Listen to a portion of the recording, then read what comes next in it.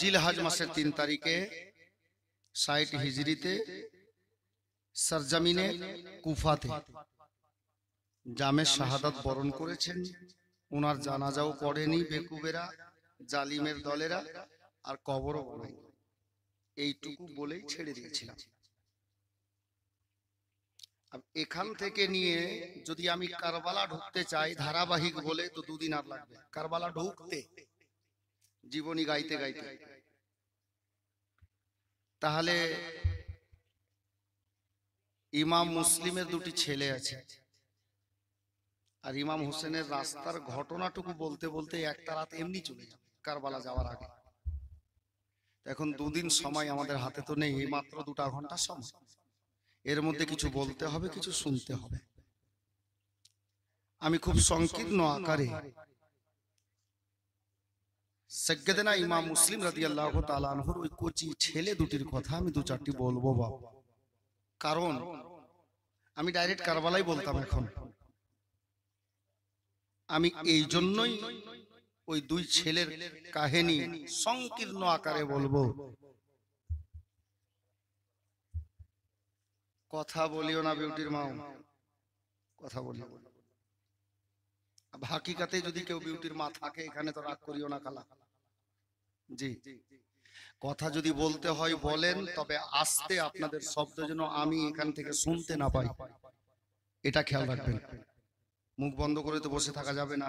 অনেক মায়ের কোলে ছোট বাচ্চা আছে, কথা বলতে হতে পারে, কিন্তু এতটা জোরে বলবেন না যে এখান থেকে যেন শুনতে পাই, এরকম ব্যাপার না। আস্তে বলবেন। বাচ্চা আছে, কাঁদতেই পারে, ওকে বুঝাতে হবে, শান্ত করতে হবে, যেভাবে হোক, ওটা আপনার ব্যাপার। কারণ একটা বাচ্চাকে মা যতটা শান্ত করতে পারবে বাবা পারবে না, এটা খেয়াল রাখবেন। শব্দটা আস্তে করবেন, কারণ ডান বামে তো আজকে আরো যেতে পারবো না, আমি শুধু জীবনী গাইব। হাজরাতে গ্রামে বলতেছিলাম, আমাদের যুগের এই জামানার প্রস্তুতি খুব শোচনীয়। এই জন্যই 2 বাচ্চার ঘটনা আমি একটুখানি বলবো। অনেক জওয়ান জওয়ান ছেলে আছে, বাবার কথা শোনে না, মাকে সম্মান করে না। বাবার কথা যারা শোনো না, ভাই বা দাদা বা চাচা বা ছেলে বয়সে যারা আছো, ওই পিঙ্কির বাপ বস, বলছিস কিনা বস, বসতে দাও। পালাচ্ছিস কিনা রে? ভয় খাইনি, পাকা আছে, জানো না তোমরা। আসছেও কিছু, হয়তো পাপড় উপর আনতে গেল, বলছে ভয় খেয়ে গেছে। কত চালাক ছেলে, এক সাইডে গিয়ে জুতা রাখলো, কেউ নিয়ে পালিয়ে না যায়। চালাক ছেলে, চল বস, আই, ওই ছেলে বস এখানে, তুই ভালো ছেলে, আয় না রে, তোর গেঞ্জি কত সুন্দর রে, আয় বস। হ্যাঁ, সুবহানাল্লাহ, সুতি গেঞ্জি আছে, কিন্তু দেখো পিঙ্কির বাপ আর প্যান্ট পরে আছে হাফ। বসে থাকো। হাজরাতে গ্রামে মাইন্ড করিয়েন না বাপ, ছোট বাচ্চা, আমরাও করেছি ওরকম ছোটবেলাতে, আপনিও করেছেন। আপনার মনে নেই, আমার মনে নেই, কিন্তু অনুভব করুন, আপনি যখন ওই বয়সে ছিলেন এরকম করেছেন, আমি যখন ছিলাম আমিও করেছি। হাজরাতে গ্রামে, যাই হোক, আমাদের সমাজের অবস্থা ভালো নেই। কিছু জওয়ান জওয়ান ছেলে, সাবালক ছেলে, বাবার কথার ধারে না, বাবাকে সম্মান দেয় না, মায়ের কথা তো শুনেই না। আমাদের যুব সমাজ নষ্ট হয়ে গেছে বাবা। আব দেখুন, বাচ্চা দুটোর বয়স কত বলেছিলাম? ইমাম মুসলিমের 2 ছেলে 8 বছর, 10 বছর, কিংবা 10 বা 12, এটা দ্বিমত আছে। তো বেশিটাই ধরেন আপনি বা আমি। 10-12 বছরের বাচ্চা কত বড় হবে? ছোট্ট বাচ্চা। ইমাম মুসলিম রাদিয়াল্লাহু তাআলা আনহুকে গ্রামের শেষে পাড়ার ছাদে, আপনার ছাদের উপরে নিয়ে গিয়ে যখন শহীদ করে দেওয়া হলো, শহীদের পরে ইবনে জিয়াদের দরবারে গিয়ে কেউ বলল, হুজুর জানেন? বলে কি? বলে ইমাম মুসলিম যখন কুফাতে এসেছিলেন একা আসেননি। কিভাবে, কে এসেছিল রে? তো বলছে ইমাম মুসলিমের সঙ্গে ইমাম মুসলিমের 2টা ছেলেও এসেছিল। তো ছেলে 2টি কোথায়? বলে তা জানা নেই। আল্লাহ আল্লাহ, ইমাম মুসলিমের ছেলে 2টি ওই 8-10 বছর বা 12 বছরের বয়সের বাচ্চা দুটোকে ধরার জন্য সৈন্য করে দিল। নির্ধারিত করে দিল যে যা সৈন্য ছেড়ে দে, খবর লাগা বাচ্চা দুটোকে যেখানে পাবি ধরে আন। বাচ্চা দুটো ছিল কোথায়? কার বাড়িতে? কাজী সাহেবের বাড়িতে, তাই না? মাশাআল্লাহ, কাজী সাহেবের বাড়িতে বাচ্চা দুটি আছে। আর এদিকে সরকারি টাইম অনুযায়ী 10টা কিংবা 11টা অফিস খোলা হয়েছে, আর ওখানে যা 10-20 মিনিট যা হয় বা আধা ঘন্টা যা হয় লেগেছে ওই যে কথাটুকু বলতে, তারপরেই তো ইমাম মুসলিমকে শহীদ করে দেওয়া হলো। এই খবরটা গোটা কুফা শহরে ছড়িয়ে গেল যে ইমাম হোসেনের চাচাতো ভাই ইমাম মুসলিম রাদিয়াল্লাহু তাআলা আনহুকে, ইমাম মুসলিম রাদিয়াল্লাহু তাআলা আনহুকে শহীদ করে দেওয়া হয়েছে। আর এই টাইমে খবরটা যখন ছড়িয়ে গেল, যার বাড়িতে ইমাম মুসলিমের ছেলে দুটি ছিলেন, ওই লোকটা কাজী শরীফ বা কাজী সাহেব রাস্তার বাইরে ছিল, বাড়ির বাইরে ছিল রাস্তাতে, উনিও শুনলেন। আর সাথে সাথে এটাও খবর পাওয়া গেল ইমাম মুসলিমের বাচ্চা দুটোকে যে লুকিয়ে রাখবে তাকে শাস্তি দেওয়া হবে, আর বাচ্চা দুটোকে ধরার জন্য সরকারি লোক ছেড়ে দেওয়া হয়েছে। আল্লাহ আল্লাহ। বেরাদার, বাবারা, ভাইরা, মা বোনেরা, ইমাম মুসলিমের বাচ্চা দুটিকে সেই দিন সকাল বেলা সরকারি টাইমে, যেমন টাইমটা 10টা 11টা, কচি কচি বাচ্চা আদর করে বাচ্চা দুটোকে গোসল করিয়ে দিয়ে কাজী সাহেব বাড়িতে যা খাবার দাবার ছিল বাবা, ওই খাবার দাবার খাইয়ে দিয়ে 2-4 মুঠ যা পারলেন খাওয়ালেন, মাথায় চিরুনি করে দিয়ে চোখে সুরমা লাগিয়ে দিয়ে বাচ্চা দুটোকে বললেন, বাবারা, এ মুসলিমের দুই লাল সোনরে, চলো বাবা চলো, তোমরা এখন ঘরের মধ্যে গিয়ে আরাম করো। বাচ্চা দুটোকে বিছানা করে বাবা ঘুম পাড়িয়ে দিলেন। বাচ্চা দুটি ঘুমিয়ে আছে, আর এইদিকে কাজী সাহেব বাড়ির বাইরে রাস্তাতে শুনতে পেয়ে গেলেন ইমাম মুসলিমকে এই জালিমের দলেরা শহীদ করে দিয়েছে। আর সাথে সাথে এটাও খবর হয়ে গেছে ইমাম মুসলিমের 2টা ছেলেকে আল্লাহু আকবার কবিরা ধরার জন্য, গ্রেফতার করার জন্য সরকারি লোক ছেড়ে দেওয়া হয়েছে। এ বাবারা, ভাইরা, মা বোনেরা, ইমাম মুসলিমের 2টা বাচ্চা কাজী সাহেবের বাড়িতে, কাজী সাহেব 1 পা 2 পা করতে করতে বাড়ির মধ্যে গেলেন। চিন্তা করছেন, আল্লাহ, ইনাদের বাড়ি হলো প্রায় 1600 কিলোমিটার প্লাস।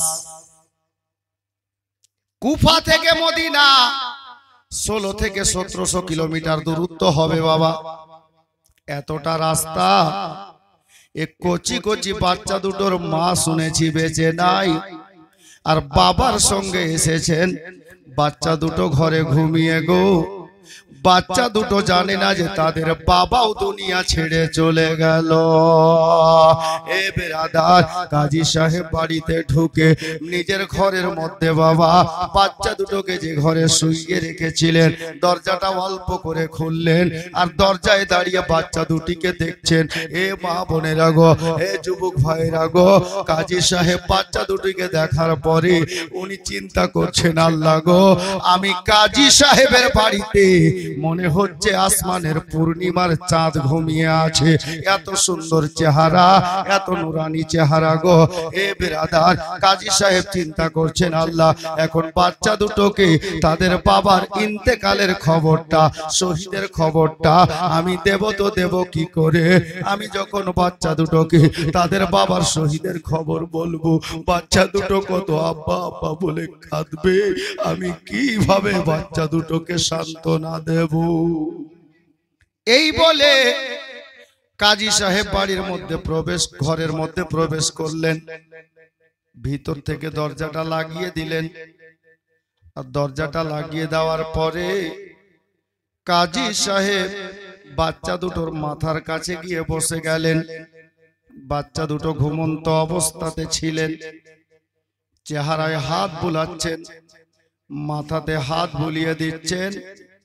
বাচ্চা দুটো দেখলেন ঘুমের ঘরে ঘুমিয়ে থাকতে থাকতে কেউ শরীরে হাত দিয়েছে, কেউ আদর করছে, স্নেহ করছে, ভালোবাসা প্রকাশ করছে।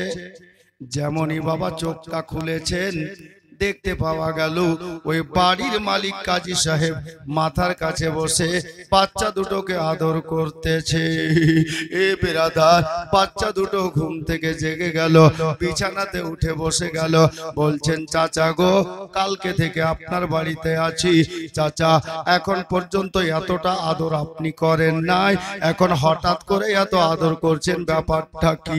কাজী সাহেবের অন্তর ফেটে যাচ্ছে রে বাবা। বলছে বেটা রে, তোমাদেরকে দেখে আমার বুকটা কেন ফাটলো জানি না রে, এই জন্য আমার চোখে পানি এসেছে।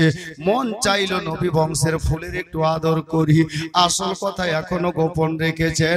এ বাবারা, কাজী সাহেবকে হঠাৎ করে বাচ্চা দুটো বলছেন চাচা, আপনার বাড়িতে আমরা কাল থেকে আছি, আব্বা রেখে গেছেন, কিন্তু চাচা গো, আমাদের আব্বা কাল থেকে কোথায় গেছেন কোনো খবর নাই। চাচা কোথায় আছেন আমার আব্বা গো, একটু খবরটা লাগান না। আল্লাহু আকবার কবিরা। যেমনই আব্বার কথা বলা, কাজী সাহেবের বুকটা ফেটে গেল। ওই বাচ্চা দুটোকে কাজী সাহেব সিনাতে জড়িয়ে ধরলো, বলে বেটা রে, আর আব্বার কথা বলিস না রে। বলে চাচা কেন গো? বলে তোমাদের বাবা আর দুনিয়াতে নাই। এ ভাইরা, কচি কচি 10-12 বছরের বাচ্চা গো, যেমন বলেছেন তোমাদের বাবা আর দুনিয়াতে নাই, বাচ্চা দুটো আব্বা আব্বা বলে কাঁদতে আরম্ভ করেছে।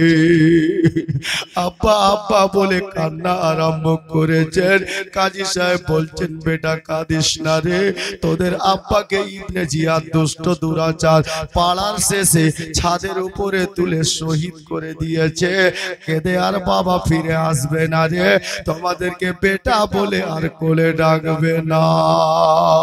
বাচ্চা দুটো বলে চাচা, আমরা আজকের পর থেকে আর কাকে আব্বা আব্বা বলে ডাকবো? আমাদের দুই ভাইকে মায়ের মতো করে কোলে বসিয়ে কে খানা খাওয়াবে গো? মায়ের মতো করে গোসলখানায় নিয়ে গিয়ে কে গোসল করিয়ে দেবে? চাচা গো, চাচা জানেন আমাদের বাড়ি যে কুফাতে না গো, আমাদের বাড়ি হলো নবীর সোনার মদিনাতে। ওগো চাচা জান, আব্বার সঙ্গে মদিনা থেকে এসেছিলাম চাচা, তবে মনে বড় আশা ছিল গো চাচা, আব্বার সঙ্গে নবীর সোনার মদিনাতে যাব। ওগো চাচা, আমাদের বাবা দুনিয়া ছেড়ে দিলেন গো, আমরা কার সঙ্গে সোনার মদিনা যাব? আমাদেরকে কে আদর করে সিনাই জড়িয়ে সোনার মদিনাতে নিয়ে যাবে? কাজী সাহেব বলেন বেটা রে, কেঁদে বাবা আসবে না, তোমরা কান্না বন্ধ করো বাবা। বলে চাচা কেন? বলে বাবা শুনলাম জানো। কি শুনলেন চাচা? বলে ইবনে জিয়াদ তোমার আব্বাকে শহীদ করার পরে তার রক্ত ঠান্ডা হয়নি রে, তোমাদের দুই ভাইকে ধরার জন্য সৈন্য ছেড়ে দিয়েছে। চাচা গো, তাহলে আমরা সোনার মদিনা কিভাবে যাব চাচা? তখন ওই কাজী সাহেব বললেন বাবা চিন্তা করিও না, আমি বাড়ির বাহির থেকে যখন শুনতে পেলাম একটা খবর লাগিয়ে বাড়িতে এসেছি। কি খবর লাগিয়েছেন চাচা? বলে বাবা রে, বাবুল আরকাইন বলে একটা জায়গা আছে, ওখান থেকে আজকে একটা কাফেলা যাবে সোনার মদিনা। আমি তোমাদের দুই ভাইকে ওই কাফেলার সঙ্গে করে দেব, আহলে বাইতকে ভালোবাসনে ওয়ালাদের হাওয়ালা করে দেব, আর কাফেলার সঙ্গে ধরে নিয়ে তোমরা রাতারাতি আজকে এখান থেকে বেরিয়ে যাবে, তোমাদেরকে কেউ ধরতে পারবে না, কাফেলার সঙ্গে তোমরা নবীর সোনার মদিনা চলে যাবে। এ বেরাদার, কাজী সাহেবের একটা ছেলে, ছেলেটাকে ডাক দিলেন বাবা আসাদ বলে, ছেলেটার নাম কিতাবে লেখা আছে। এ বেটা আসাদ আসো। ছেলে দুটোকে দুমুঠ খাওয়ালেন। আসরের পরে মাগরিবের আগে সন্ধ্যা কাছাকাছি টাইমে আসাদ নামক ছেলেটাকে বাচ্চা দুটোকে কাজী সাহেব দিলেন, বলে বাচ্চা দুটোকে নিয়ে যা রে বেটা, আর বাবুল আরকাইন থেকে একটা কাফেলা যাবে আজকে সোনার মদিনাতে, ওই কাফেলার হাওয়ালা করে দিও, সঙ্গী করে দিও, বাচ্চা দুটো যেন সোনার মদিনা পৌঁছে যায়। সালাম কালাম করে বাচ্চা দুটোকে সন্ধ্যা বেলাতে ছেলেটাকে দিয়ে ওখানে পাঠালেন, যেখান থেকে কাফেলা ছুটার কথা। ওখানে যখন গেলেন কোনো কাফেলা নেই। আশেপাশের লোকজনকে জিজ্ঞেস করা হলো, হ্যাঁ গো, এখান থেকে যে একটা কাফেলা আজকে মদিনা যাওয়ার কথা, তো কি ব্যাপার, যাবে না? তো লোকজনেরা বললো যে আসাদ, কাফেলা তো চলে গেল, একটু আগে কাফেলা এই রাস্তায় চলে গেল মদিনার দিকে রাস্তা ধরে। তো আসাদ কি করলো, বাচ্চা দুটোকে নিয়ে তাড়াতাড়ি চলতে লাগলো ওই রাস্তায়। কিছুটা রাস্তা চলে যাওয়ার পরে মরুভূমির রাস্তা, পাহাড় পর্বত আর মরুভূমি, আরব দেশে এটাই, অন্য কিছু নেই। আসাদ বলছেন বাচ্চা দুটোকে, ওই বাবা দেখো, ওই যে ধুলোবালি উঠছে না, সব উট ঘোড়া এগুলো চলছে, ওটা কাফেলা আছে।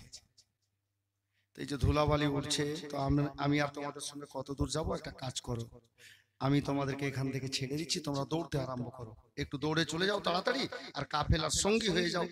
বাস কাফেলার সঙ্গী ধরে হাঁটতে হাঁটতে ওদের সঙ্গে চলে যাবে, আর তোমাদের ভয় থাকবে না, তোমরা এখান থেকে দৌড়ো, আমি এখান থেকে বাড়ি চলে যাচ্ছি। তো বলছে ঠিক আছে চাচা যান, আল্লাহ হায়াতে রাখলে দেখা হবে, নাইলে কাল হাসরের ময়দানে। বাচ্চা বাচ্চা ছেলে লাগলো দৌড়তে, কাজী সাহেবের ছেলে বাড়ি চলে আসলেন। বেরাদার বেশ কিছুক্ষণ দৌড়লেন বাচ্চা বাচ্চা ছেলে মদিনা যাব বলে, কিন্তু কিছুক্ষণ দৌড়ার পরে দেখতে পাওয়া গেল ধুলা রাস্তাতে উড়ে না, আর কোনো কাফেলা দেখতেও পাওয়া যাচ্ছে না। এই বিরাদার রাত হয়ে গেল, কোন দিকে যাব রাস্তা জানা নাই।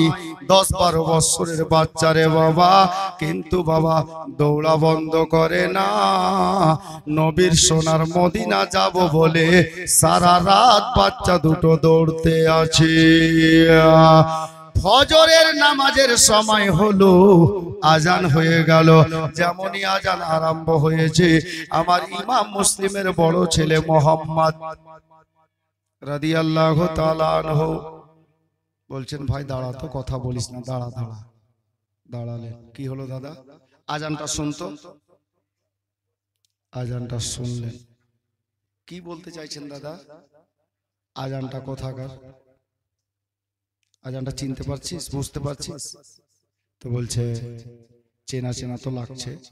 ইমাম মুসলিমের বড় ছেলে বলছেন, ভাই রে, এটা আজান অন্য কোন জায়গার নয়, আমরা বাবার সঙ্গে আজকে কদিন ধরে মদিনা থেকে, মক্কা থেকে এসেছিলাম কুফাতে। ও ভাই ইব্রাহিম, কুফাতে আসার পরে কুফার জামে মসজিদের মুয়াজ্জিনের 5 টাইম আজান শুনতাম। আমার মনে হচ্ছে এটা কুফা জামে মসজিদের মুয়াজ্জিনের আওয়াজ।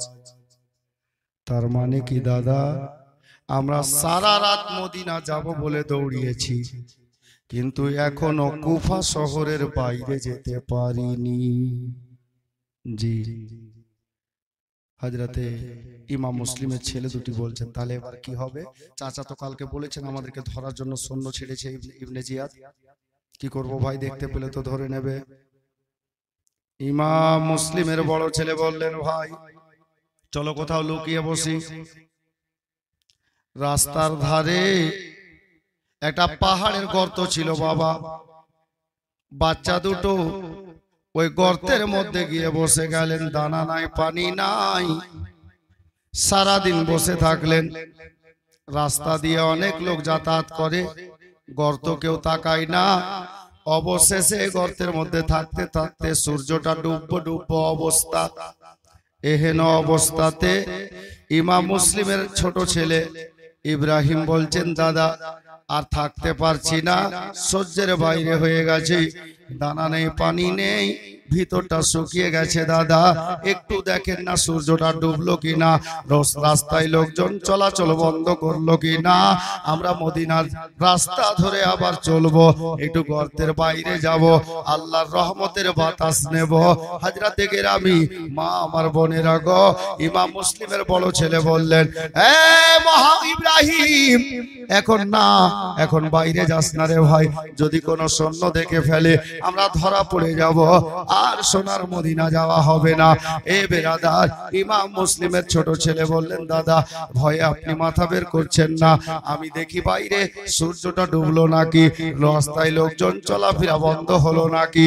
এই বলে যেমনই মাথা বের করতে যাবে বাবা, ওদিকে কপালের লেখা আছে, এইদিকে ইবনে জিয়াদের একটা সৈন্য ওই গর্তের পাশে গিয়ে দাঁড়িয়েছিল বাবা, ডানে বামে তাকাচ্ছিল, ইমাম মুসলিমের দুইটা ছেলেকে খোঁজ করতেছিল। যেমনই বাচ্চাটা মাথা বের করবে, ওই লম্পটের নজরটা বাচ্চার মাথায় পড়ে গেছে। এ বেরাদার, ইমাম মুসলিমের ছোট ছেলে যেমন মাথা বের করতে যাবে, ওই লম্পট, ওই জালিমের দলেরা, ওই সৈন্য লোকটা বাবা খপ করে গিয়ে মুসলিমের ছোট ছেলের মাথার চুলখানা ধরে নিল, মাথার চুলটা ধরে নিল। ডাক্তার বসো, কথা বেশি হচ্ছে, বসো। হাজরাতে কেরামি, ইমাম মুসলিমের ছোট ছেলের মাথা চুল মোবারক খানা ধরে ফেলেছে। চুল ধরে বাচ্চাটাকে টেনে বের করছে। ইমাম মুসলিমের ছোট ছেলে ডাক দিচ্ছেন, ভাই মোহাম্মদ, দাদা মোহাম্মদ, কেমন হয়ে গেল গো? কোন আল্লাহর বান্দা, কোন লোক আমার মাথার চুল ধরে টানছে। ওদিকে বড় ভাই ভাইয়ের পা ধরেছে, কিন্তু মোহাম্মদকে ইব্রাহিম বলছেন, দাদা গো আমার পা ছেড়ে দেন, কপালে যা আছে আমাকে যেতে দেন দাদা, আমাকে ধরেছে যেতে দেন দাদা, কপালে যা আছে হবে। কারণ ওদিকে মাথার চুল ধরে এত জোরে টানছে, আমি সইতে পারি না দাদা। ইমাম মুসলিমের বড় ছেলে বলল, ভাই রে, আব্বার সঙ্গে একসঙ্গে এসেছিলাম, একসঙ্গে আমাদের জোড়া, তবে তুমি যখন ধরা পড়ে গেছো, তোমার মাথার চুল ধরে কোন সৈন্য ধরে টানতেছে, আমিও নিজে একা থাকবো না, যা হবে দু ভাইয়ের হবে। তার সঙ্গে সঙ্গে মোহাম্মদ বেরিয়ে চলে এলো, দুইটা বাচ্চার মাথার চুল ধরে টানতে টানতে বাবা ইবনে জিয়াদের দরবারে গিয়ে হাজির হয়ে গেল। মুসলিমের দুইটা ছেলেকে ওই ইবনে জিয়াদ বলল, এখন বাচ্চা দুটোকে কিছু করা যাবে না, যাও জেলখানাতে বন্দি করে দাও। চিঠি লিখছি ইয়াজিদকে, যদি বলে জিন্দা বাচ্চা নেব তাহলে জিন্দা দেব, যদি বলে গলা কেটে নাও কেটে নেব, তবে এখন নয়, জেলখানাতে বন্দি করে রাখো। এই বলে বাচ্চা দুটোকে জেলখানায় ভরে দেওয়া হলো। আর জেলখানাতে ভরে দিয়ে বাবা একটা গেটম্যান ওখানে রেখে দিল, যেই গেটম্যানের নাম কিতাবের পাতায় লেখা আছে বাবা মাসকুর। মাসকুর নামক লোকটাকে জেলখানার গেটম্যান বানিয়ে রাখা হলো। গেটে তালা দিয়ে বাবা চাবিটা মাসকুরকে দিয়ে দেওয়া হলো, আর পহারাদার জোগানদার গেটম্যান হিসাবে মাসকুর ওখানে থাকলো। আল্লাহু আকবার কবিরা। গভীর রাত, সবাই রাতে ঘুমিয়ে গেছে। মাসকুর একটা চেয়ার নিয়ে গেটের সামনে বসে আছে। বাচ্চা দুটো জেলখানার মধ্যে বাবা রাতের বেলাতে চিন্তা করছেন, আল্লাহ আব্বার মতো করে আমাদেরকেও জেলখানাতে একটা রাত রাখার পরে সকালে বের করা হবে, অবশেষে আমাদের দুই ভাইয়ের গলাও কেটে নেবে। বাবারা, ইমাম মুসলিমের কচি কচি বাচ্চা দুটি, ওনারা চিন্তা করতে করতে বাবা কান্না আরম্ভ করেছেন। আর সোনার মদিনা যাওয়া হলো না, মা বলে আব্বা বলে কান্না করে। ইমাম মুসলিমের কচি কচি বেটা দুটোর কান্না শুনতে পাচ্ছে মাসকুর গেটে বসে। প্রত্যেকটা দাদা ভাইকে বলবো, মোহাব্বতে আহলে বাইত কাকে বলে শুনেন। মাসকুর চেয়ারে বসে আছে, ঘুম লাগছে, আবার বাচ্চা দুটো বাবা বলে কাঁদছে, মা বলে কাঁদছে, নবী নবী বলে কান্না করছেন। ওই বাচ্চা দুটোর কান্নার শব্দতে মাসকুরের ঘুমটা ভেঙে যাচ্ছে। হঠাৎ করে একবার আবার ইমাম মুসলিমের বাচ্চা দুটো মা বলে কেঁদে উঠলো গো। আল্লাহু আকবার কবিরা। মাসকুরের ঘুম ভেঙে গেল, বাচ্চা দুটোর কান্না শুনতে পেল। এবার মাসকুরের মাথার ব্রেনটা ব্রেক মেরে মাসকুরকে জিজ্ঞেস করছে, এ মাসকুর, এরা কোরাইশ বংশের দুটো ফুল, নবী বংশের ফুল আছে। আরে মাসকুর, তুই কি জানিস না, তুই কি শুনিস নি রে, সোনার মদিনাতে নবীর মোহাব্বতে নবীর সাহাবী হযরতে হানজালা রাদিয়াল্লাহু তাআলা আনহু নিজের নতুন স্ত্রীকে বাসর রাতে বিছানাতে রেখে যুদ্ধের ময়দানে গিয়েছিলেন, আর নতুন স্ত্রীকে ছেড়ে দিয়ে রেখে দিয়ে নবীর মহাব্বতে নিজের গলা কাটিয়ে দিয়েছে। মাসকুর, নবীর মহাব্বতে সাহাবীরা ছেলের কুরবানি দিয়েছে, নিজের কুরবানি দিয়েছে। এটা ওই নবী বংশের ফুল কাঁদতেছে। মাসকুর রে, এ বাচ্চা দুটোকে রিহাই করে দে রে, বাচ্চা দুটোকে সম্মানার্থে ছেড়ে দে রে।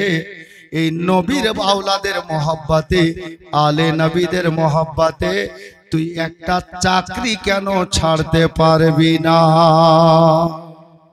মাসকুরের ব্রেন বলছে, আল্লাহ নবীর মহব্বতে নবীর সাহাবীরা আপনার গর্দান কেটেছে, ছেলের কুরবানি দিয়েছে, নিজের গলা কাটিয়েছে, তো আমি আলে নবীর মহব্বতে একটা সামান্য চাকরি ছাড়তে পারবো না? আল্লাহ হায়াতে রাখলে অনেক জায়গায় রুজি রুটি হয়ে যাবে। থাক, তোর চাকরির কি বলতে দেছে, ফয়সলা নিল, কপালে যা আছে হবে। বাচ্চা দুটোকে রাতের বেলায় লুকিয়ে মাসকুর গেটম্যান জেলখানা থেকে বের করলো, বের করে নিয়ে গেল আদর করে নিজের বাড়িতে। চাচা, আমাদেরকে কি জেলখানা থেকে বের করে বাবার মতো করে গলা কেটে নেওয়া হবে? কি ব্যাপার চাচা, এখন বের করা হলো কেন? ইমাম মুসলিমের দুইটা ছেলেকে মাসকুর নামক লোকটা বলছে, বাবা আস্তে কথা বল, মানুষ কথাই বলে দেয়ালের কান আছে, শুনলে দেখলে মুসিবত হয়ে যাবে, আস্তে কথা বল। বাচ্চা দুটো বলছে, চাচা বুঝতে পারছি না আপনি কোন দলের লোক, কোন দলের লোক বুঝতে পারছি না। বলে কেন রে বাবা? বলে আপনি জেলখানায় বন্দি করা আসামিকে বের করলেন, আপনি আদর করছেন, আমাদেরকে এরা তো আদর করে না, দিলে দয়া মায়া নাই, কিন্তু আপনি কোন দলের লোক? ইবনে জিয়াদের জেলখানার গেটম্যান আপনি। আর এতটা আদর বুঝতে পারছি না। তো মাসকুর কি বলছে জানেন? বলে বাবা রে, আমি কাজ করি ইবনে জিয়াদের দরবারে, চাকরি করি বটে, তবে দিলের মধ্যে পাঁচ পাঞ্জাতানের মহব্বত রাখি, আলে নবীর ভালোবাসা রাখি, নবী বংশের ফুলকে আমি ভালোবাসি। চাচা কেমন কথা? হ্যাঁ বাবা এটাই সত্য। তো আমাদেরকে বের কেন করলেন? বলে বাবা রে, আমি তোমাদেরকে এই জন্য বের করলাম, তোমাদেরকে আমি আজাদ করে দেব, মুক্তি দিয়ে দেব। এখন এখান থেকে তোমাদেরকে দুই ভাইকে সোনার মদিনার রাস্তা দেখিয়ে ছেড়ে দেব। বাচ্চা হলেও নবী বংশের ফুল আছে, মার্ক করবেন কথাটাকে। বাচ্চা দুটো বলছে, চাচা আমাদেরকে ছেড়ে দেবেন, ভালো কথা, কিন্তু সকাল হলে ইবনে জিয়াদ শুনবে, তখন আপনার কি হবে? আপনি কি ভেবেছেন? দিমাগ দেখেন, 10-12 বছরের বাচ্চার। আপনি তো আমাদেরকে ছেড়ে দিবেন, আর আপনি গেটম্যান, দারোগা জেলখানার, সকাল হলে আপনাকে প্রশ্ন হবে বাচ্চা দুটি কই, এনে দাও, তখন আপনার কি হবে? মাসকুর বলছেন, এই আওলাদে আলী, ওগো আমার নবী বংশের বাগানের ফুল, আপনাদেরকে ছেড়ে দেওয়ার পরে আমার বেশি কিছু হলে চাকরিটা যাবে, নইলে আমাকে 4 মাস সাসপেন্ড করবে, এতেও যদি না হয় তাহলে আমার চাকরিখানা খেয়ে নিবে, 6 মাসের বেতন দেবে না, এটাও হতে পারে, নইলে সব থেকে বড় শাস্তি যদি তারা দিতে পারে আমাকে, তাহলে এটাই করবে, আমার দেহ থেকে গলাটা কেটে নেবে। আল্লাহু আকবার কবীরা। মাসকুর বললেন, ও ইমাম মুসলিমের দুই লাল, আমার নবীর মহব্বতে, নবীর প্রেমে সাহাবীরা গলা কাটিয়ে দিয়েছে, আমি মাসকুর কেন নবী আলে নবীর মহব্বতে পারবো না? এ বাবা, আমার কপালে যা আছে হবে, তোমরা চিন্তা করিও না, তোমরা বেরিয়ে যাও, তোমাদের বাবা দুনিয়াতে নাই, তোমাদের মা দুনিয়াতে নাই। এই বলে বাচ্চা দুটোকে বাবা বাড়িতে 2 মুঠ খানা খাইয়ে দিয়ে, কপালে চুমা দিয়ে বললেন, রাস্তার বাইরে নিয়ে গেলেন, রাস্তার মধ্যে নিয়ে গেলেন। কিছুটা রাস্তা চলে যাওয়ার পরই আমার মাসকুর একটা আলো দেখতে পাচ্ছেন, বহু দূরে একটা আলো দেখতে পাওয়া যাচ্ছে, টিম টিম টিম টিম করে জ্বলছে। মাসকুর বলতে চাইছেন, আল্লাহু আকবার কবীরা, ওই আলোটা কোন শহরের আলো? ওই শহরটাকে কাদসিয়া বলে বাবা। নূর আলম তুমি চলে এসো, মা বোনের জায়গা অভাব হচ্ছে, এক সাইড দিয়ে রাস্তা দেন, ওনারা সামনে চলে আসবে, আর না হলে আপনারা এগিয়ে আসেন, যেটা হয় দুটার মধ্যে একটা করেন। বারবার বলা যাবে না, ডিস্টার্ব হচ্ছে। মা বোন হয় ওই সাইড দিয়ে রাস্তা করেন, মেয়েদেরকে আসতে দেন, আর না হলে আপনারা একটু এগিয়ে বসেন। বুঝতে পারছেন? বুঝে সাকে হেগে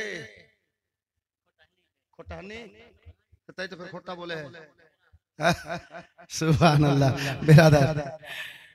বুঝতে পারছেন তো? হয় আসার রাস্তা দেন, আর না হলে আপনারা এগিয়ে আসেন, দুটার মধ্যে একটা করেন। আশা করছি বুঝে গেছেন। যেখানে বলছিলাম ওখানে শুনেন। মাসকুর কি বললেন? কাদসিয়া শহরের একটা আলো বহু দূরে দেখতে পাওয়া যাচ্ছে, টিম টিম করে জ্বলছে রাতের বেলা। বলছে বাবা দেখো, ওই যে আলোটা দেখছো না জ্বলছে, তোমরা ওই আলোটাকে ফলো করে রাস্তা ধরে চলে যাও, আর ওখানে গেলেই দেখবে ওখানে একটা নদী আছে, নদীর ঘাটে কাতওয়াল বলে আমার একটা ভাই ওখানে আছে। আমরা আমার নিজের মায়ের পেটের ভাই, আমরা দুই ভাই। তো আমার ভাই কোতোয়াল ওখানে কাজ করে, তোমরা ওখানে যাবে, আর ওই নদীর ঘাটে গিয়ে আমার ভাই কোতোয়ালকে বলবে যে আমরা দুই ছেলে ইমাম কি বলে মাসকুরের জেলখানা থেকে আসলাম, আমাদেরকে একটু নদীটা পার করে দেন। আর তোমাদেরকে দুই ভাইকে আমার ভাই কাতওয়াল নদীটা পার করে দেবে। আর নদীটা পার হয়ে গেলে সোজা রাস্তা লেগে আছে মদিনা, ডানে বামে যেতে হবে না, তোমাদেরকে আর কেউ ধরতে পারবে না, তোমরা মদিনা পৌঁছে যাবে। যাও। আল্লাহ আল্লাহ। বাচ্চা দুটো বলছেন চাচা, বাচ্চা দুটো বলছেন চাচা গো, আপনি জেলখানা থেকে আমাদেরকে রেহাই করলেন, ছাড়লেন, আপনার ভাইকে গিয়ে বলবো, আপনার ভাই তো আমাদেরকে চিনে না, যদি পার করে না দেয় আমরা বলবো যে আপনার দাদা মাসকুরের জেলখানা থেকে আসলাম, পার করে দেন। উনি বললেন প্রমাণ কি আছে? ও বিশ্বাস যদি না করে, কথাও তো ঠিক। তো মাসকুরের হাতে একটা আংটি ছিল বাবা, আংটিতে মাসকুরের মাসকুর নামটা লেখা ছিল। আংটিটা চট করে খুললেন আর বাচ্চা দুটোর হাতে দিয়ে দিলেন, বাবা এই আংটিটা নে। তো বলছে চাচা আংটি আমি কি করব? আমরা কি করব? বলে এই আংটিটা নাও, আমার ভাই যদি বিশ্বাস না করে আংটিটা দেখাবে, আমার ভাই বুঝে নেবে যে তোমরা আমার জেলখানা থেকে গেলে। কি করে বুঝবে? এরকম আংটি তো আরো কারো হতে পারে। বলে না, ঠিক একই আঙ্গুঠি দুটা আমরা দু ভাই বানিয়েছি, একটা আমার কাছে আছে আর একটা ওর কাছে আছে, একই নকশা, একই ডিজাইন, একই সব। আমারটাতে আমার নাম লেখা আছে, দেখো। আমার ভাইকে যখন দেখাবে, দেখার পরে বুঝে নিবে যে এটা ঠিক আমার দাদার জেলখানা থেকে আসলো। যাও বাবা, দেরি করিও না, গভীর রাত আছে, দৌড়তে আরম্ভ করো, চলতে আরম্ভ করো, ওই রাস্তা ধরে চলে যাও, আলোটা লক্ষ্য করতে করতে।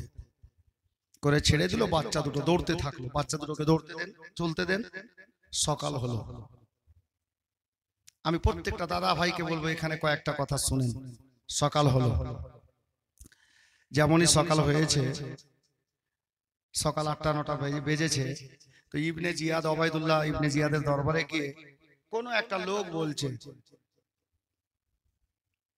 সিএম কে, হুজুর কিছু শুনেছেন? বলে কি রে?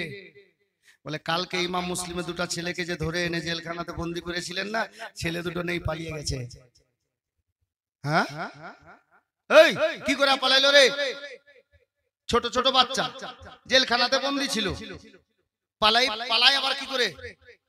তো যে লোকটা বলছে, ওই লোকটা শোনার পরে বলছে ইবনে জিয়াদকে, আমাকে গরম দেখিয়ে বলছেন এটা আপনার ঠিক হচ্ছে? কেন? আমি কি ওই জেলখানার দারোগা? না আমি গেটম্যান ছিলাম, যোগানদার ছিলাম। যাকে গেটম্যান বানিয়ে রেখেছিলেন, যে লোকটা দারোগা হয়েছিল গেটের তালার চাবি নিয়ে, ওকে জিজ্ঞেস করেন, আমাকে গরম দেখিয়ে বলছেন তার মানে কি? আমি শুনলাম তাই আপনাকে বললাম। কথা তো ঠিকই, পয়েন্টের কথা। তো ঠিক আছে, যা ডাক তো মাসকুরকে ডাক। মাসকুরকে ডাকা হলো, মাসকুর এলো। ওবায়দুল্লাহ বলছে মাসকুর। জি বলুন। আরে কি শুনলাম? বলছে কি শুনলেন? যে গতকালকে বাচ্চা দুটোকে যে ধরে এনে জেলখানায় বন্দি করেছিলাম, শুনলাম নাকি ছেলে দুটো জেলখানা থেকে পালিয়ে গেছে। তো মাসকুর বলছে ভুল শুনেছেন। মাসকুর বলছেন ভুল শুনেছেন। জেলখানা থেকে পালিয়ে গেছে। কে বললো আপনাকে পালিয়ে গেছে? পালায়নি। তখন ইবনে জিয়াদ খুব হাসছে। সেই ধরে ওটাই তো আমি ভাবছি যে তোর মতো একটা দারোগাকে জেলখানায় গেটম্যান হিসাবে রেখেছি, আর আসামি আবার পালাই কি করে? পালানোর তো কথা না, না ওরা পালায়নি। তো মাসকুর হাসার ইবনে জিয়াদ হাসার পরে 1 মিনিট পরে শান্ত হয়ে বলছে, আচ্ছা মাসকুর, হ্যাঁ বলেন, আচ্ছা বলতো রে যে ছেলে দুটি জেলখানা থেকে পালায়নি, তো ছেলে দুটি কি জেলখানাতে আছে? তো মাসকুর বলছে না, নেই। পালায়নি আবার নেই, তার মানে কি? তুমি একটু আগে বললা যে পালায়নি, আর এখন আবার জিজ্ঞেস করছি তো বলছে নেই, তার মানে কি? মাসকুর বলছেন, এই ইবনে জিয়াদ শোনো, উনারা হলেন নবী বংশের ফুল, উনাদের ক্ষেত্রে পালানো শব্দ ব্যবহার করা যাবে না। উনারা পালিয়ে যেতে জানেন না, প্রয়োজন হলে গলা দিয়ে দেবে। তো উনারা পালিয়ে যান নাই, বরঞ্চ রাতের বেলায় সবাই ঘুমিয়ে যাওয়ার পরে আমি সসম্মানে গেটের তালা খুলে দিয়ে আদর করে বাড়ি নিয়ে গেলাম। বাড়িতে গিয়ে তাদেরকে খাবার খাইয়ে কপালে চুমা দিয়ে হাতের আংটি হাতে দিয়ে আমি 2 বাচ্চাকে সসম্মানে মদিনার রাস্তা ধরে ধরিয়ে বিদায় করেছি। পালাইনি, আমি সসম্মানে বিদায় জানিয়েছি। ও এই ব্যাপার। মাসকুরকে বলছে ইবনে জিয়াদ, এই কথা আছে? বলে হ্যাঁ। ইবনে জিয়াদ বলছে, হারে মাসকুর, এত কষ্ট করে সৈন্য ওদেরকে ছেড়া ছুড়া, হ্যাঁ বাচ্চা দুটোকে কত কষ্ট করে ধরে মাঙ্গাইলাম, আর তুমি এত সহজে বাচ্চা দুটোকে ছেড়ে দিলে। তুমি বাচ্চা দুটোকে ছেড়ে তোমার লাভ কি হলো বলো তো?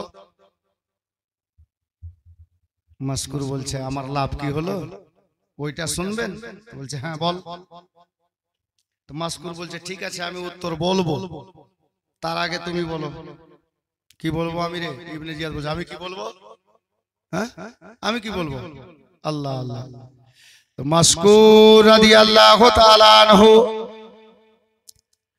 উনি বলতে আছেন, ওবাইদুল্লাহ ইবনে জিয়াদ, বাচ্চা দুটোকে ছেড়ে আমার কি লাভ হলো আমি বলবো, তার আগে তুমি বলো গতকালকে বিনা দোষে বিনা কারণে এ বাচ্চা দুটোর বাবাকে পাড়ার শেষে ছাদের উপরে তুলে বিনা কারণে বিনা দোষে তলোয়ার দিয়ে গলা কেটে শহীদ করে দিলে, ইমাম মুসলিমকে শহীদ করে তোমার লাভ কি হলো? তুমি আগে বলো, তারপর আমি বলবো। কথা তো ঠিকই।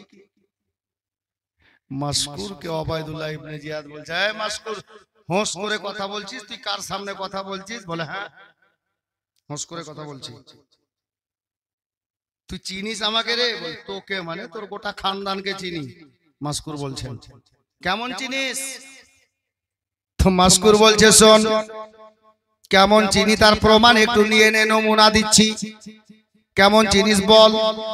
বলে তোমার নাম হলো ওবাইদুল্লাহ, তোমার বাপের নাম হলো জিয়াদ, তোমার মায়ের নাম হলো মারজানা, তোমার একটা ভাই আছে, ভাইটার নাম হলো ওসমান, আর তোমার বাড়ি হলো বুসরা শহরে।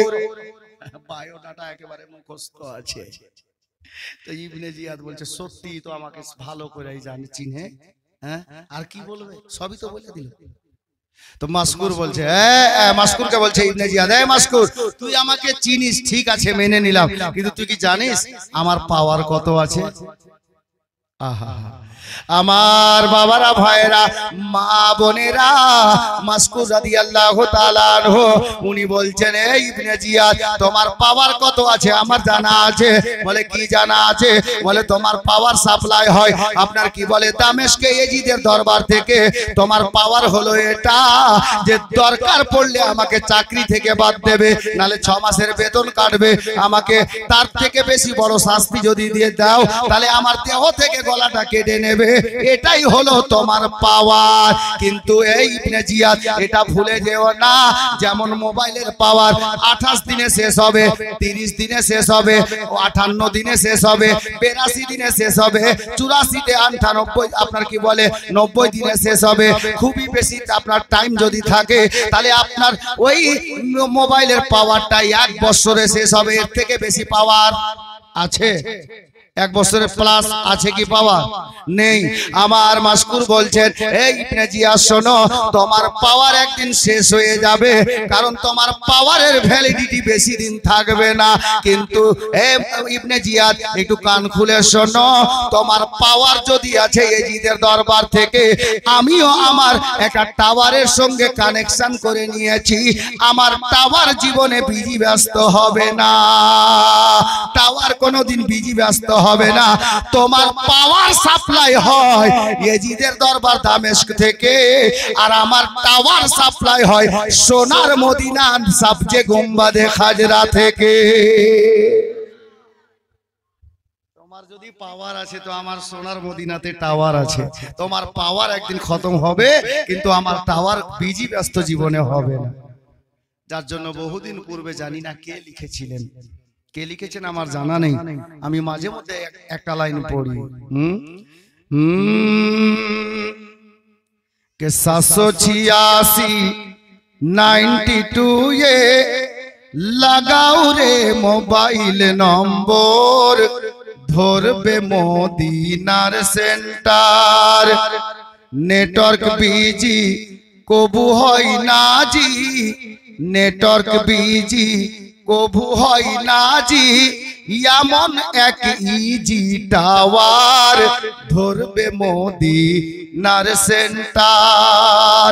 শায়ের লিখছেন, ইশকে নবীজির সিম কার্ড লাগাও আপন আপন হ্যান্ডসেটে, ব্যালেন্স কবু শেষ হবে না, থাকবে আনলিমিটেডে, থাকবে আনলিমিটেডে। দরুদ পড়ে রিচার্জ করুন, দরুদ পড়ে রিচার্জ করুন। আরে দারুন এই নবীর ওয়াফার, ধরবে মদিনার সেন্টার। নেটওয়ার্ক বিজি কবু হয় না জি, এমন এক ইজি টাওয়ার, ধরবে মদিনার সেন্টার। মাসকুরকে বলছে ইবনে জিয়াদ, তাহলে দেখ আমার পাওয়ার কত। পাওয়ার কি? ইবনে জিয়াদ জাল্লাদকে ডাকলো, সৈন্যকে ডাকলো, আর বলল, ইবনে জিয়াদ বলছে মাসকুরের শাস্তি হলো একে ফাঁকা মাঠে নিয়ে যা, ফাঁকা ময়দানে, আর একটা চাবুক, যাকে কেতাবের ভাষায় কোড়া বলা হয়, এটা কোড়া দেওয়া হলো, চামের কোড়া। এই কোড়া নিয়ে যাও আর গুনতি করে 500 কোড়া মাসকুরকে মারো। ওগুলো কোড়া এখন এই জামানাতে আমাদের মতো ছেলেকে যদি ভুলবশত দুটা পড়ে যায় তো মা বাপ বলার টাইম পাওয়া যাবে না, ইন্না লিল্লাহ পড়তে হবে, এমন কোড়া ছিল। হযরতে গেরামি ওবাইদুল্লাহ ইবনে জিয়াদ বলল 500 কোড়া গুনতি করে মারবে। তবে শোনো, কত বড় জাল্লাদ দেখো, এই জাল্লাদ, জাল্লাদকে বলছে সৈন্যকে 500 কোড়া মারবা ঠিকই, কিন্তু খেয়াল করে মারবা। কি হুজুর? বলছে যেগুলো কোড়া আস্তে মারবা, যটা কোড়া আস্তে মারবা ওই কটা গুনে আসিও, যে কটা আস্তে আস্তে মারলা। কেন হুজুর? বলে এই জন্য যে ওখান থেকে আসার পরে যে কটা কোড়া আস্তে মারবা ওই কটা কোড়া আবার তোমার পিঠে পড়বে। জাল্লাদের বেটা জাল্লাদ মাসকুরকে মারতে নিয়ে যাচ্ছে। জাল্লাদ সৈন্য কজন আছে, কিন্তু যাবার পূর্বে একটা কথা আর মনে করিয়ে দিল। ইবনে জিয়াদ বলল, একটা কথা আর মনে রাখিস রে, মারতে মারতে যদি বসে যায়, পড়ে যায়, শুয়ে যায়, আর মারা যাবে না, এটা আইনের খেলাফ, আর মারতে হবে না, ছেড়ে দিস। এই বলে মাসকুরকে মাঠে নিয়ে যাওয়া হলো। এ বেরাদার হযরতে গেরামি আমার মাসকুর রাদিয়াল্লাহু তাআলা আনহুকে মারার জন্য তৈরি হলো বাবা, যেমনই মারার জন্য জাল্লাদ তৈরি হয়েছে আমার মাসকুর রাদিয়াল্লাহু তাআলা আনহু বলছেন, রে জাল্লাদ মারার আগে একটা কথা শুনবে। কি কথা রে? বলে জাল্লাদ রে আমাকে মারবি তবে আস্তে মারিস না, আমাকে মারবি তুই আস্তে মারিস না রে। জাল্লাদ বলছে কেমন লোক রে ভাই, ই তো বলতে পারতো যে এখানে ওবায়দুল্লাহ ইবনে জিয়াদ নেই, আমাকে আস্তে মারি ও দেখতে পাবে না, মারের ভয় লোকটার নাই। বলতে লাগলো আমাকে আস্তে মারিস না। জাল্লাদ বলছে কেমন লোক রে ভাই, আমি মারবো আর তুমি আমাকে বলছো আস্তে মারিও না, কেন একটু জানতে পারি রে? আমার মাসকুর বলছেন, এ জাল্লাদ আমি আলে নবীর মহব্বতে মার খাবো, আমাকে লাগবে না। আর আস্তে মারলে পরে চাবুকটা আবার তোর পিঠে গিয়ে ওখানে পড়বে, আর তোর পিঠে পড়লে তুই সইতে পারবি না, এজন্য বললাম তুই আস্তে মারিস না রে। বলে ঠিক আছে আস্তে মারবো না, দাঁড়িয়ে যা। এবার হযরতে মাসকুর দাঁড়িয়ে গেছেন বাবা, জাল্লাদ হাতে কোড়াটা নিয়েছে, মারতে যাবে গো। মাসকুর বলছে একটু দাঁড়া রে ভাই দাঁড়া, একটা কথা আর মনে পড়ে গেল, একটা কাজ বাকি আছে। কি কাজ রে মাসকুর? জাল্লাদ দাঁড়িয়ে গেল বাবা। মাসকুরের গায়ে একটা জামা ছিল, পটপট করে বাটনগুলো খুললো, খালি গায়ে দাঁড়িয়ে গেল, জামা খুলে দিলেন। হযরতে মাসকুর বলছেন এবার শুরু কর, এ জাল্লাদ এবার মারতে আরম্ভ কর। এ মুআজ্জাজ, জাল্লাদ জিজ্ঞাসা করলো মাসকুর রে এবার তুই একটা কথা বল রে, আমি তোকে মারবো জামাটা খুললি কেন? বলছে এই জাল্লাদ তার কারণ হলো এটা, আলে নবীর মহব্বতে মার খাবো, এর থেকে ভালো কাজ হতে পারে না রে, তবে আমি এজন্য জামাটা খুললাম। তুমি আমাকে চাবুক নিয়ে মারবে, আর চাবুকটা এসে যদি আমার জামাতে জড়িয়ে যায় তোমাকে কষ্ট হবে রে, যার কারণে জামাটা খুলে দিলাম আমি রে, এবার তুমি আরাম করে আমাকে মারতে থাকো। এই বলে মাসকুর বাবা দাঁড়িয়ে গেছে, এবার 60 হয়ে দাঁড়িয়ে গেছে, লম্বা হয়ে বাবা দাঁড়িয়ে গেছে। আর মাসকুর বলল জাল্লাদ আরম্ভ কর তোর কাজ, আর দেরি করিস না। মা বোনেরা হযরতে মাসকুরের গায়ে একটা চাবুক পড়ে গেল, এত জোরে চাবুক পড়েছে, এত জোরে মার পড়েছে, ওই চাবুকটা এত জোরে পড়েছে কিতাব লেখক বলছেন রে বাবা ওই জাল্লাদের বাহু কেঁপে গেল, আর যেমনই চাবুকটা আমার মাসকুরের পিঠে পড়লো গো মা বোনেরা গো, পিঠের 4 আঙ্গুল চাম ফেটে গেল, পিঠের 4 আঙ্গুল ফেটে গেল। আর চাম ফেটে গিয়ে হযরতে মাসকুরের পবিত্র শরীর থেকে একেবারে দরদর করে রক্ত বেরিয়ে জমিনে পড়তে লাগলো। কিন্তু বাবারা এত জোরে মার পড়েছে, চাম ফেটে রক্ত জমিনে বইছে, রক্ত জমিনে পড়তেছে। মাসকুর মা বলে কাঁদেনি, বাবা বলে কাঁদেনি, কিছুই করেনি রে বাবা। আমার মাসকুরের জবান থেকে কি বেরিয়েছে জানেন? যেমনই জাল্লাদ একটা চাবুক মেরেছে, আমার মাসকুরের জবান থেকে বেরোলো বিসমিল্লাহির রহমানির রহিম। এ বেরাদার, মাসকুরকে মারার পরে জাল্লাদ চাবুকটা গুছিয়ে নিল, ডাক দিয়ে বলছে মাসকুর রে কেমন লোক রে ভাই, আমি এত জোরে মেরেছি তোমার চাম ফেটে রক্ত বেরিয়ে মাটিতে গড়িয়ে পড়ছে, আমার বাহুটা কেঁপে গেছে, তুমি মা বললে না, বাবা বলে কাঁদলে না, কিছুই করলে না রে, তবে তোমার মুখ থেকে বিসমিল্লাহ শরীফটা বেরিয়েছে, ব্যাপারটা বুঝলাম না রে মাসকুর। মাসকুর বললেন এই জাল্লাদ শোনো, নবীর কলমা পড়েছি, আমার নবীর হাদিসে পাক আছে যে কোনো ভালো কাজকে বিসমিল্লাহ দিয়ে যদি শুরু করা না যায় কাজটা সম্পূর্ণ হয় না। এই জাল্লাদ আমি আলে নবীর মহব্বতে মার খাচ্ছি, আমার জন্য এই পৃথিবীতে এর থেকে ভালো কাজ হতে পারে না রে। এই জাল্লাদ তুমি বিসমিল্লাহ পড়োনি, যার কারণে আমি মাসকুর বিসমিল্লাহ শরীফটা নিজেই পাঠ করে নিয়েছি। কেমন নবী বংশের প্রেমিক দেখেন। মাসকুর বিসমিল্লাহ পড়লেন, দ্বিতীয় চাবুক পড়লো, আবার চাম ফেটে গেল, মাসকুরের জবান থেকে বেরোচ্ছে আল্লাহ পরওয়ারদিগার মাওলা গো, আলে নবীর মহাব্বতে আমি মার খাচ্ছি, আমাকে এই মার সহ্য করার তৌফিক দান করে। আবার একটা চাবুক পড়ে গেল, মাসকুরের জবান থেকে বেরোলো, ওগো আল্লাহ, আলে নবীর মহাব্বতে মার খাচ্ছি, যেন আমার মুখ থেকে কোনো কুবাক্য না বেরিয়ে যায়, কোনো খারাপ কথা না বেরিয়ে যায়, আমাকে নিজের জবানের হেফাজত করার তৌফিক দান করেন। এই বলে মাসকুর দাঁড়িয়ে গেছে, জাল্লাদ মারতে আছে, কুন্তি করে যখন 5টা কোড়া পড়ে গেল রে বাবা, মাসকুর আর দাঁড়িয়ে থাকতে পারলো না, মাসকুর দাঁড়িয়ে থাকতে পারলেন না। হযরতে মাসকুর জমিনে পড়ে গেলেন, জমিনে শুয়ে গেলেন। ওদিকে ইবনে জিয়াদ বলেছে, শুয়ে গেলে বসে গেলে আর মারা যাবে না। হযরতে মাসকুর জমিনে পড়ে গেছে, জাল্লাদ চাবুকটা গুছিয়ে নিল, জোরে কথা বলতে পারে না। জমিনে পড়ে হযরতে মাসকুরের জবানটা নড়ছে, ঠোঁট দুটো নড়তেছে, কি বলতেছে বুঝতে পারা যাচ্ছে না। এ বেরাদার হযরতে গেরামি, এদিকে মাসকুর জমিনে পড়ে আছে, জাল্লাদ দৃশ্য দেখতেছে, হযরতে মাসকুরের কষ্ট হচ্ছে। আল্লাহু আকবার কবীরা।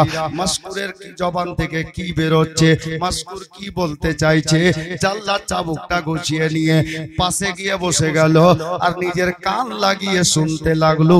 তো মাসকুরের জবান থেকে কি বের হচ্ছে জানেন? মাসকুর জমিনে পড়ে পড়ে উনার জবান থেকে বের করছেন, আশহাদু আল্লাহ ইলাহা ইল্লাল্লাহু ওয়া আশহাদু আন্না মুহাম্মাদান আবদুহু ওয়া রাসূলুহু। হযরতে গেরামি, হযরতে মাসকুর নবীর কলেমা পড়ছে, হযরতে গেরামি কালেমায়ে শাহাদাত পাঠ করছেন। আল্লাহু আকবার কবীরা।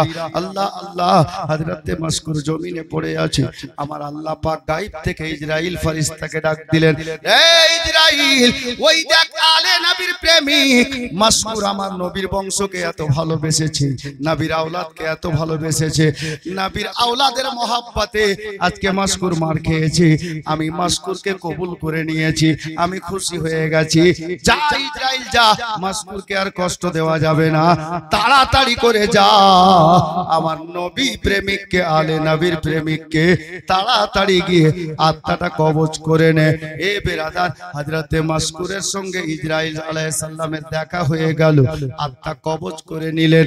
আত্মা কবজ করার পরে হযরতে মাসকুরের আত্মাকে নিয়ে আমার আল্লাহ পাকের দরবারে হযরতে সাইয়্যিদানা ইসরাইল ফেরেশতা, যাকে মালাকুল মউত বলা হয়, মউত আত্মা কবজকারী ফেরেশতা বলা হয়, ইসরাইল আলাইহিস সালাম আল্লাহর কাছে আরজ করছেন, আল্লাহ গো, ওগো পরওয়ারদিগারে আলম, খাল্লাকে কায়নাত, আপনার নবীর দিওয়ানার আত্মাটা কোথায় রাখি?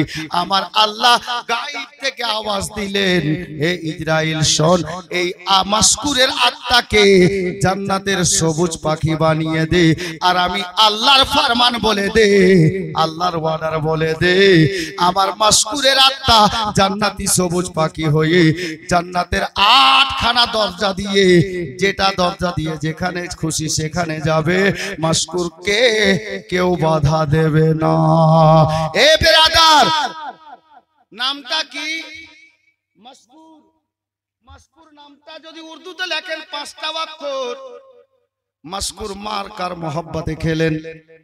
আলে নবীর মহব্বতে, পাঞ্জাতানের মহব্বতে।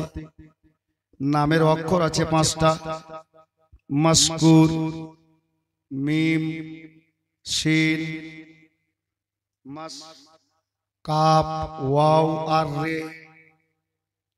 5টা অক্ষর দিয়ে মাসকুরের নাম। আর পাঞ্জাতানের মহব্বতে মার খেলেন। আর মার খেয়েছেন কয় চাবুক? 5 চাবুকে দুনিয়া ছাড়লেন। তাহলে 3টা 5কে এক জায়গায় করলে কত হয়? 15 হয়। একজনকে বললে বাবা ভারী হয়ে যাবে, আমি 3টা লোককে বলবো পাঞ্জাতানের মহব্বতে আজকে শেষ রাতে 5টা 1000 করে টাকা আল্লাহর ওয়াস্তে নবীর মাহফিলে লিখাতে পারবেন বাবা? আগামী বছর জালসা হবে, তখন কমিটিকে দিয়েন, পকেটে না থাকলে পরে দিয়েন। শেষ রাত মাত্র 3 জন, 5 করে দেখেন। সুবহানাল্লাহ, নারে তাকবীর। 10,000 নারে তাকবীর নারায়ে রিসালাত ইসলাম বলেন জিন্দাবাদ মোহাব্বতে আহলে বাইত বলেন জিন্দাবাদ কি নাম জাবিউল খান 10,000 করেছেন দান আর কাকে করব পরেশান আমার মনে হচ্ছে ওটাও দিবে উনি দান আমি 5 চাইলাম 10 করলেন তো ওটাকে 15 করে দিলে একাই 100 হয়ে যেত নাকি হ্যাঁ জাবিউল দা কি বলেন 15 করা যাবে যাবে চিন্তা ভাবনা করেন তো একটু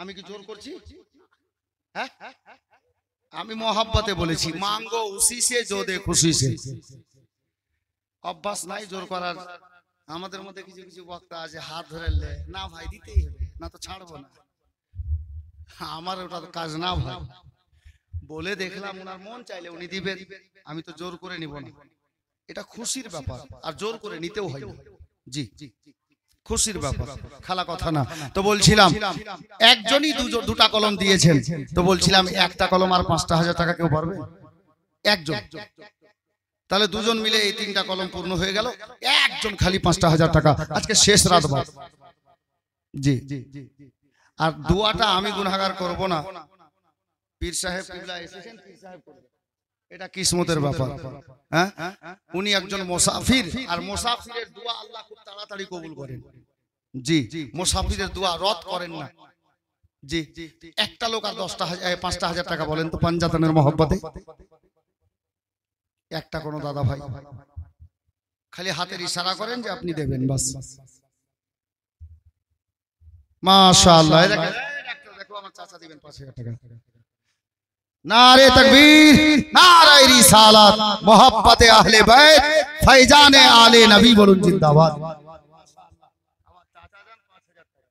माशाअल्लाह তাহলে চেয়েছিলাম কয়জনের কাছে কয়জন জি 3 জনের কাছে না আছো তুমি আচ্ছা সুবহানাল্লাহ দেখতে পেন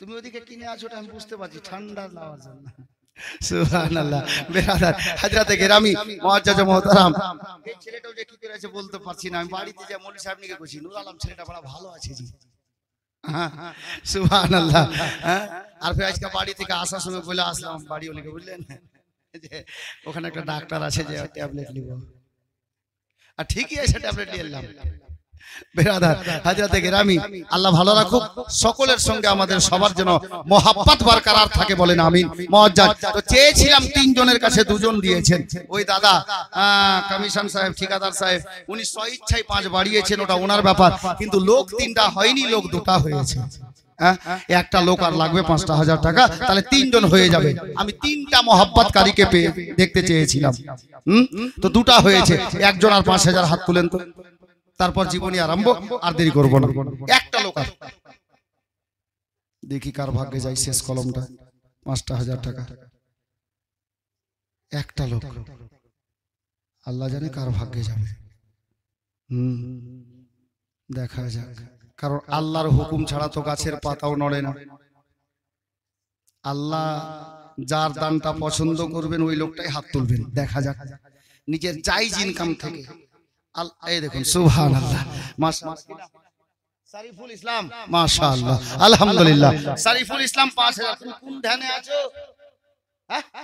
এখন কোনো হিসাব না আমি যেটা বলবো ওটা শুনবা খালি ঠিক আছে বাড়ি ওলি বললেও কিছু শুনবা না সুবহানাল্লাহ বেরাদারানে ইসলাম হযরতে গেরামি যাই হোক maaf করবেন শরীফুল ইসলাম সাহেব 5,000 টাকা তাহলে 3টা লোক হয়ে গেছে আলহামদুলিল্লাহ বেরাদার আচ্ছা আলে নবীর মোহাব্বতে সবাই দিলেন তাই না আলে নবীর মোহাব্বতে হযরতে ইমাম মুসলিমের ছেলেদের মোহাব্বতে মাশকুর জামে শাহাদাত পান করলেন 8টি জান্নাতের সবুজ পাখি হয়ে গেলেন আল্লাহর হুকুমে বেরাদারানে ইসলাম হযরতে গেরামি তো আলে নবীকে কি আমরা পেতাম যদি নবী না হতো একজন শায়ের বলেছেন 12 না হতা তো কুছ ভি না হতা 12 তারিখের ওসিলাতে সব তারিখ হয়েছে হযরতে গেরামি কারণ 12 তারিখে আমাদের নবী দুনিয়াতে এসেছেন তো যেই নবীর জন্য সারা দুনিয়া সৃষ্টি হয়েছে ওই নবীর মোহাব্বতে একজন 5,000 দিয়ে দেন তো বাস দোয়া করে আগে বেড়ে যায় দেখি নবীর প্রেমে নবীর মোহাব্বতে আল্লাহু আকবার নবীর ভালোবাসাতে হ্যাঁ যে প্রেম করতে দুদিন যে প্রেম করতে দুদিন ভাঙতে একদিন এমন সে প্রেম করিও না দরদি প্রেমের মরা জলে ডুবি না প্রেম করেছেন মুসা নবী যার প্রেমে দুনিয়ার খুবই গো শুনেছেন এটা বাংলাদেশ থেকে রেডিওতে পড়তো আগে বাংলাদেশেরই লেখা প্রেম করেছেন মুসা নবী যার প্রেমে দুনিয়ার খুবই গো